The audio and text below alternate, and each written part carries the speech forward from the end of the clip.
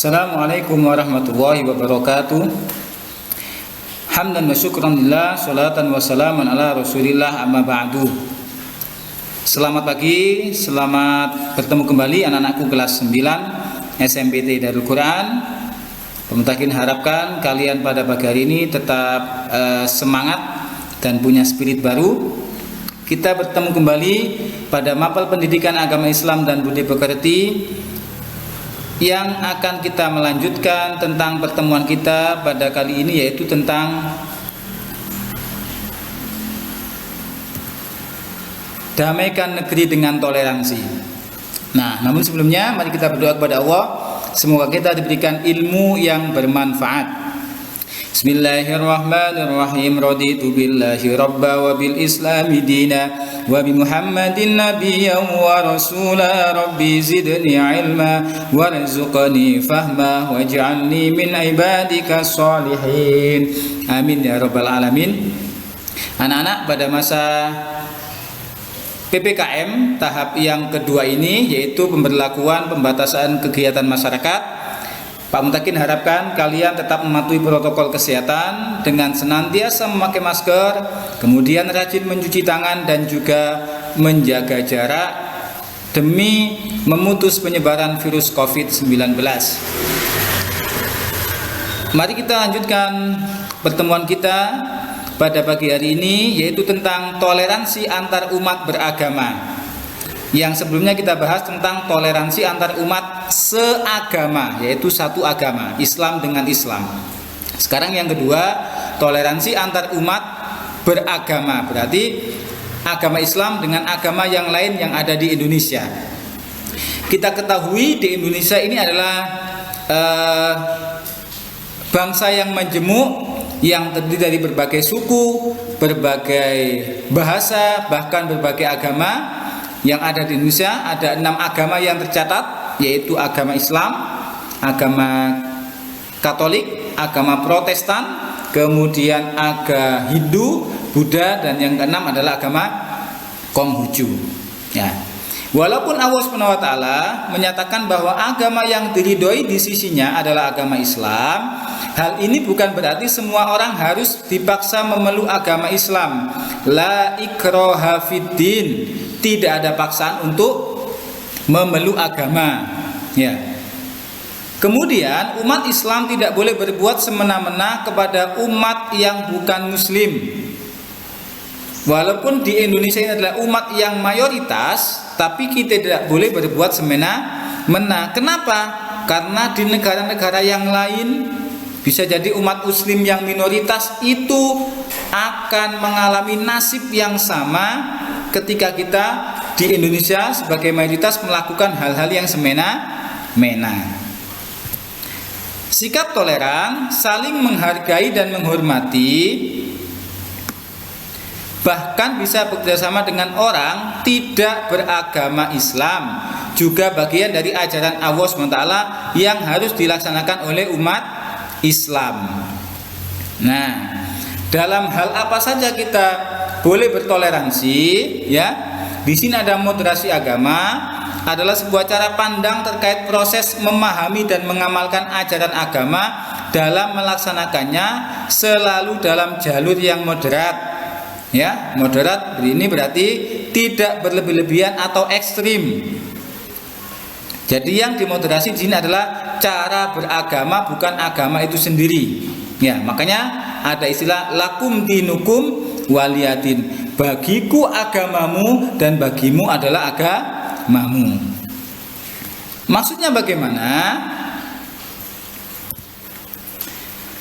Toleransi dengan pemeluk agama lain itu sangat diperbolehkan hanya dalam hal muamalah atau batas hubungan kemanusiaan dan tolong-menolong saja. Misalnya gotong royong, menengok orang yang sakit, membangun jalan, membangun jembatan, bahkan jual beli atau perdagangan. Ya. Sedangkan hal-hal yang menyangkut bidang selain muamalah, yakni akidah dan ibadah, maka umat Islam dilarang bertoleransi sebagaimana yang dijelaskan dalam surat Al-Kafirun ayat 1 sampai 6. Bismillahirrahmanirrahim. Qul ya ayyuhal kafirun la a'budu ma ta'budun wa la antum 'abiduna ma a'bud wa la ana 'abidum ma 'abadtum wa la antum 'abiduna ma a'bud lakum dinukum waliyadin. Yang artinya katakanlah wahai Muhammad, katakanlah Muhammad, wahai orang-orang yang kafir, aku tidak akan menyembah apa yang kamu sembah, dan kamu bukan penyembah apa yang aku sembah, dan aku tidak pernah menjadi penyembah apa yang kamu sembah, dan kamu tidak pernah pula menjadi penyembah apa yang aku sembah. Untukmu agamamu dan untukku agamaku. Kenapa ayat ini diturunkan oleh Allah kepada Nabi Muhammad? Hal itu dilandasi karena adanya sikap orang-orang kafir yang meminta kepada Nabi Muhammad agar saling berdamai saja. Wahai Muhammad, bagaimana kalau kita yang selama ini bermusuhan kita berdamai saja? Ya, engkau boleh menyebarkan agama, terserah kamu. Ya, akan tetapi ya, nanti ketika hari Jumat kami orang-orang kafir ini mengikuti kamu sholat Jumat di masjid. Nah, nanti di hari yang lain kamu ikut menyembah berhala. Ya.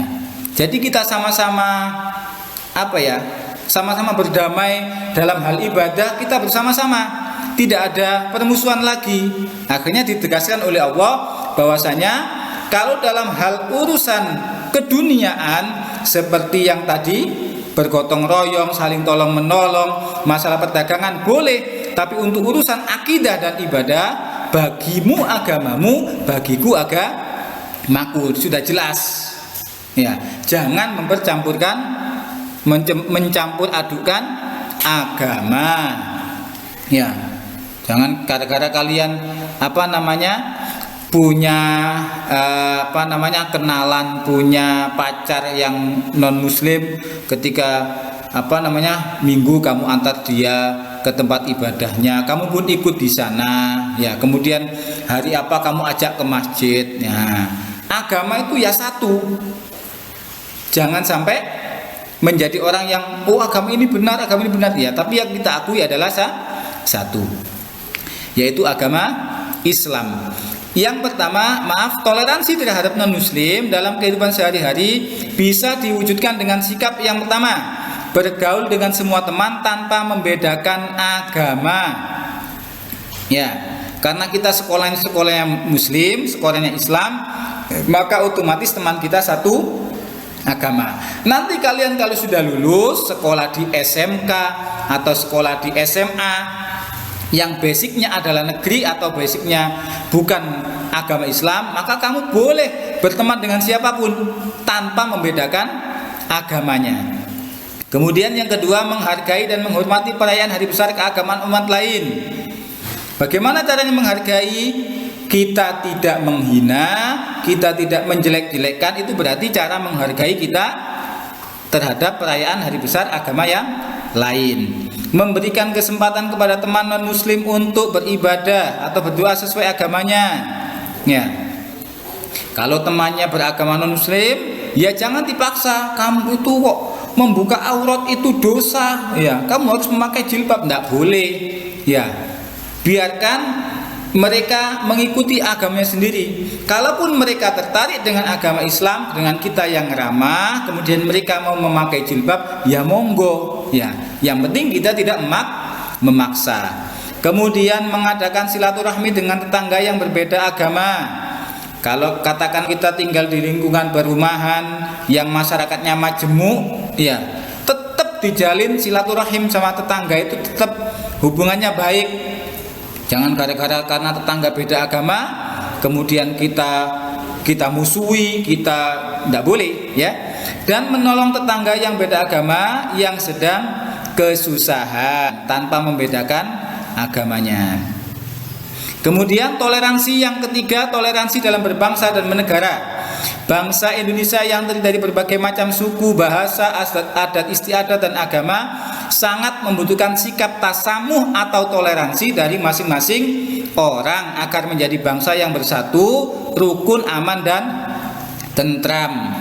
Ya, Pak Mutakin ulangi, bangsa kita ini adalah banyak sukunya, tapi semuanya lebur menjadi satu dengan kata Indonesia, Bhinneka Tunggal Ika, berbeda-beda tetapi tetap satu jua. Jadi tidak, oh Indonesia itu adalah Jawa, Indonesia itu adalah kalimat, tidak ya. Ya, kalau kita sudah berbicara Indonesia, maka semuanya kita tidak menyangkut tentang kesukuan, kedaerahan dan sebagainya.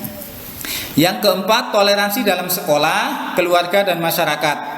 Di lingkungan sekolah contohnya adalah menerima dan mentaati tata tertib sekolah, kemudian menghormati teman sekolah, menghormati pendapat teman dengan tidak mencela, dan tidak melakukan pembulian terhadap teman.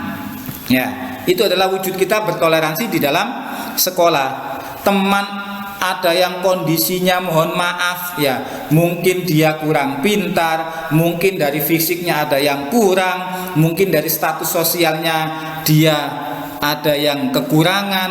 Ya, kita tidak boleh menghina, tidak boleh membuli. Ya, tidak dibenarkan.